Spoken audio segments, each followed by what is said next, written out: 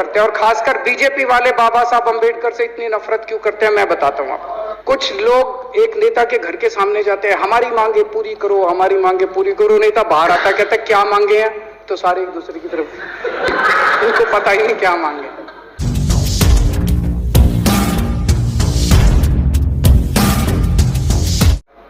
शहीदों को श्रद्धांजलि दी। भगत सिंह जी, सुखदेव, राजगुरु, उन लोगों को कल के दिन फांसी की सजा दी, फांसी दी गई थी। उन्होंने देश को आजाद कराने के लिए सबसे बड़ी शहादत दी।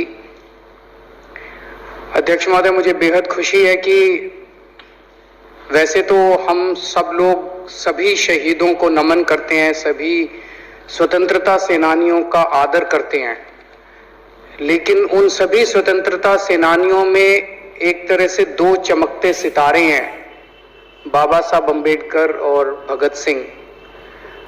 दिल्ली सरकार ने ये निर्णय लिया है कि बाबा साहब अंबेडकर और भगत सिंह जी की तस्वीरें सभी दिल्ली सरकार के दफ्तरों में लगाई जाएंगी। कुछ दिन पहले पंजाब सरकार ने भी ये निर्णय लिया है कि पंजाब सरकार के भी सभी दफ्तरों में भगत सिंह और बाबा साहब अंबेडकर की तस्वीरें लगाई जाएंगी। जब से ये ऐलान किया गया है, मैं तो सोच रहा था कि हमारे विपक्ष के साथी इसके ऊपर हमें बधाई देंगे, तारीफ करेंगे कि बहुत अच्छा निर्णय लिया गया। शुक्रिया।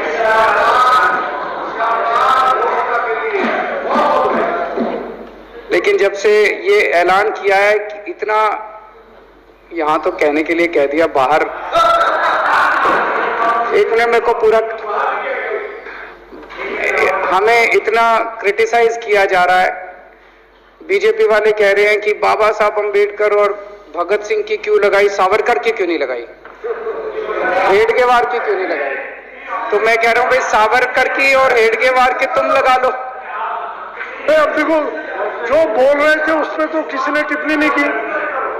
मैंने कहा भाई सावरकर की बोल रहे हैं, सावरकर की और हेडगेवार की तुम लगा लो, हम बाबा साहब अंबेडकर की और भगत सिंह की लगा लेते हैं। कांग्रेस वाले चिल्ला रहे हैं, इंदिरा गांधी की क्यों नहीं लगाई, राजीव गांधी की क्यों नहीं लगाई, सोनिया गांधी की क्यों नहीं लगाई। तो हम कह रहे हैं भाई, इंदिरा गांधी की तुम लगा लो, हम तो बाबा साहब अंबेडकर की और भगत सिंह की लगाएंगे। अध्यक्ष महोदय, मेरे को पता नहीं था ये लोग बाबा साहब अंबेडकर और भगत सिंह से ऐसी नफरत क्यों करते हैं सारे प्रतिपक्ष के लोग। मैं आपको बताता हूं क्यों करते हैं, और खासकर बीजेपी वाले बाबा साहब अंबेडकर से इतनी नफरत क्यों करते हैं, मैं बताता हूं आपको। बाबा साहब अंबेडकर ने संविधान बनाया, मैं बता देता हूं आपको, आप भी सेटिस्फाई हो जाओगे।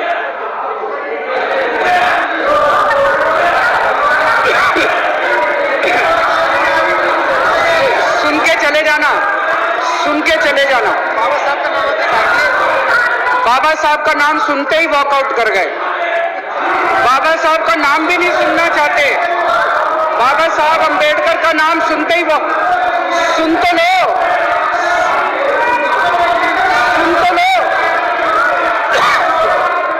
तमाशा, और ये सब कुछ जो इन्होंने बोला वो सच बोला, सुन तो लो।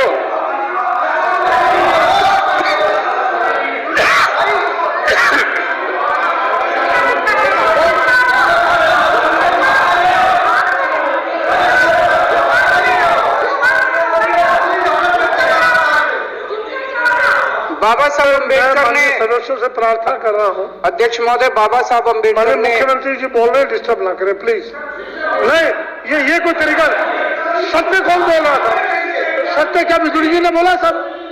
आप बैठ जाइए। अब बाबा साहब अंबेडकर ने देश का संविधान बनाया। संविधान में लिखा उन्होंने कि भारत के अंदर जनतंत्र होगा। इस जनतंत्र के अंदर चुनाव होंगे, चुनाव में जनता वोट डालेगी, वोट डाल के जनता अपनी सरकार चुनेगी। वो सरकार लोगों के सपनों को पूरा करने के लिए काम करेगी। बीजेपी को ये पसंद नहीं है। बीजेपी नहीं चाहती चुनाव हो। बीजेपी चाहती है कि चुनाव खत्म हो जाए। चुनाव होने ही नहीं चाहिए। चुनाव गंदी बात है इनके हिसाब से। चुनाव गलत बात है इनके हिसाब से। एमसीडी के अंदर 15 साल इन्होंने जम के लूटा। लूटने के सारे दुनिया के रिकॉर्ड तोड़ दिए। गिनीज बुक वालों की मीटिंग चल रही है कि भारतीय जनता पार्टी का नाम आने वाला है गिनीज बुक के अंदर एमसीडी का और बीजेपी वालों का। शानदार इन्होंने परफॉर्मेंस किया है। 15 साल के अंदर इन्होंने लूटने में कोई कसर नहीं छोड़ी।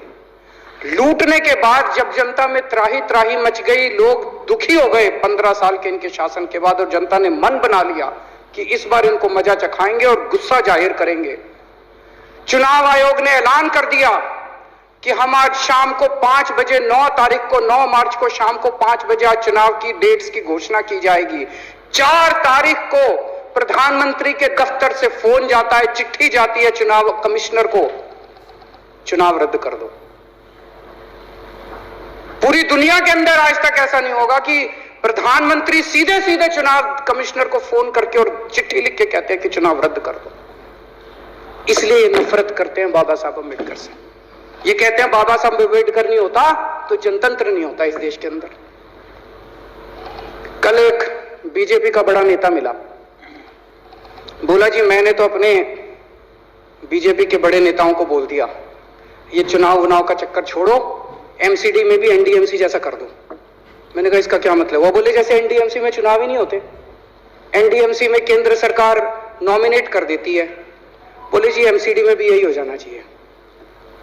अध्यक्ष महोदय, इनका बस चलना इस देश के अंदर सारे राज्यों में और देश में चुनाव कराना बंद कर देंगे।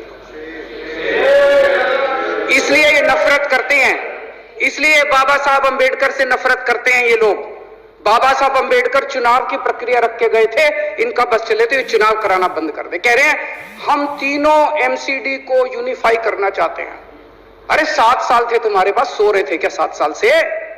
कहां थे तुम लोग 7 साल से? क्यों नहीं तुम लोगों ने क्यों नहीं तुम लोग यूनिफाई करने के लिए पैसे चाहिए? क्यों नहीं तुम लोगों ने यूनिफाई किया 7 साल से? चुनाव के 1 घंटे पहले तुम लोग चिट्ठी लिख रहे हो, अब सो के जागे हो कि अब यूनिफाई करोगे। तो यूनिफाई नहीं करना, चुनाव टालने हैं क्योंकि हार रहे हैं। मेरी हाथ जोड़ के विनती है, हार जीत लगी रहती है। कभी ये पार्टी हारती है, कभी वो पार्टी हारती है, कभी आज बीजेपी हारती है, कभी आम आदमी पार्टी भी हारती है, कभी कांग्रेस हारती है। देश बड़ा है, देश की सोचो। आज आम आदमी पार्टी है, कल आम आदमी पार्टी हो सकता है ना हो। आज बीजेपी है, कल बीजेपी हो ना हो।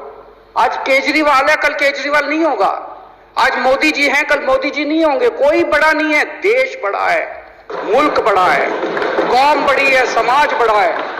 देश को नहीं झुकने देना, देश को नहीं टूटने देना, देश को नहीं किसी भी हालत में देश पे आंच नहीं आनी चाहिए। ये लोग देश के साथ खिलवाड़ कर रहे हैं, ये लोग संविधान के साथ खिलवाड़ कर रहे हैं। कह रहे हम यूनिफाई करना चाहते हैं। इन्होंने एक चिट्ठी लिख दी चुनाव आयोग को कि हम तीनों एमसीडी को यूनिफाई कर रहे हैं, इसलिए चुनाव टाल दो।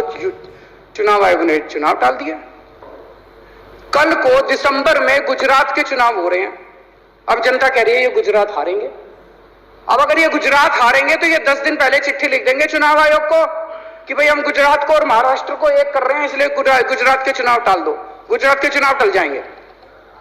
अगली बार ये लोकसभा हारेंगे, चिट्ठी लिख देंगे जी पार्लियामेंट्री फॉर्म ऑफ सिस्टम बड़ा खराब है, हम प्रेसिडेंशियल फॉर्म ऑफ सिस्टम ला रहे हैं, संविधान बदल रहे हैं, चुनाव टाल दो। चुनाव टल जाएंगे। ये क्या मजाक बना रखा है इन्होंने, नौटंकी कर रखी है इन्होंने।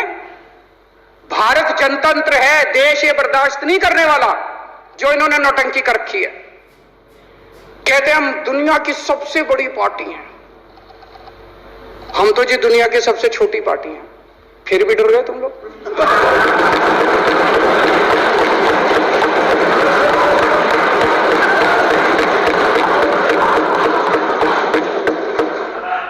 दुनिया की सबसे बड़ी पार्टी दुनिया की सबसे छोटी पार्टी से डर के भाग गई।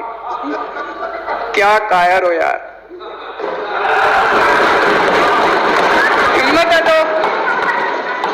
हिम्मत है तो चुनाव लड़के दिखाओ बीजेपी वालों, मान जाएंगे तुम। हिम्मत है तो चुनाव लड़के दिखाओ। कहते हो 56 इंच का सीना है, नहीं तो मान लो 56 इंच का सीना नहीं है, नहीं तो मान लो कुर्ते के नीचे 56 इंच का सीना नहीं है, झूठ है ये। कल मैंने देखा, आपको भी बुरा लगा, मैं आपके कमरे में जब चाय पीने आया, आपने मेरे साथ अपना दुख शेयर किया कि जब एलजी साहब ने भाषण शुरू किया, ये सारे खड़े हो गए नारे लगाने।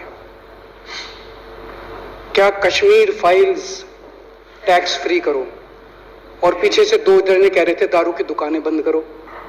अब इनको भी नहीं पता आज नारे किस चीज के लगाने। ऊपर से आया तो था ऊपर से आया तो था, तो दो जने कह रहे थे दारू की दुकान बंद करो, आगे वाले कह रहे थे कश्मीर फाइल्स टैक्स फ्री करो, फिर दूसरे वाले ने कहा बे आज कश्मीर वाला नारा लगाना है। तो जैसे रैलियां होती हैं, उसमें कुछ टीवी वाले माइक लगा देते हैं कि हाँ जी किस लिए आए हो, तो वो यूं यूं देखता है किस लिए।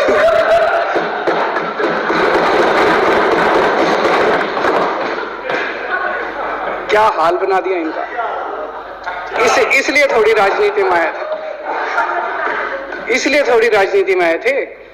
एक पिक्चर आई थी बंटी और बबली, उस पिक्चर में एक सीन था, कुछ लोग एक नेता के घर के सामने जाते हैं, हमारी मांगे पूरी करो, हमारी मांगे पूरी करो। नेता बाहर आता कहता क्या मांगे हैं, तो सारे एक दूसरे की तरफ, इनको पता ही नहीं क्या मांगे।